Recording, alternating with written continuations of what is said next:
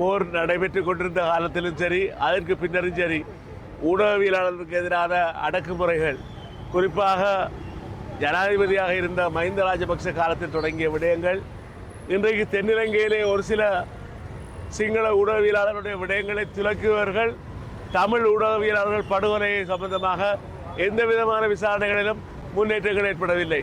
அது யாராக இருந்தாலும் நிமல்ராஜனுடைய படுகொலையாக இருக்கட்டும், எந்த படுகொலையாக இருக்கட்டும், அதற்கு நீதி இல்லை என்ற நிலைமைதான் இருந்து கொண்டிருக்கிறது.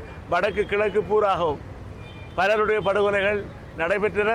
இது 2007ஆம் ஆண்டிலே மணல் கொள்ளைக்கு எதிராக குரல் கொடுத்த இந்த ஊடகவியலாளர் ராமச்சந்திரன் அவருடைய கட்டுரை வெளியாகிய தினக்குரலில் வெளியாகிய 2வது நாள் அவர் கடத்தப்படுகின்றார் என்றால் இராணுவமும் EPDP தான் பொறுப்பு என்று அவர் தன்னுடைய கட்டுரையிலே கூறியிருந்தார்.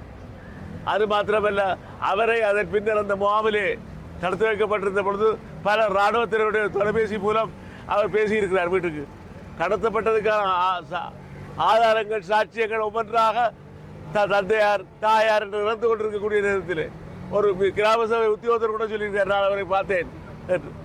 ஆகவே இவர்கள் காலம் கடத்துகின்றது. நிலை மாறுகால நீதிக்கிடையிலே சுத்துமாத்து நீதியாக எல்லாம் நீர்த்து போய் செய்யக்கூடிய நிலைமையை நோக்கி செல்கிறது. ஆகவே உடனடியாக சர்வதேச தலையீட்டின் மூலம் எங்களுக்கு ஒரு நீதி கிடைக்க வேண்டும் என்பதுதான் எங்களுடைய பொதுமக்களுடைய விருப்பமும் வேண்டுகோளுமாகும். நன்றி.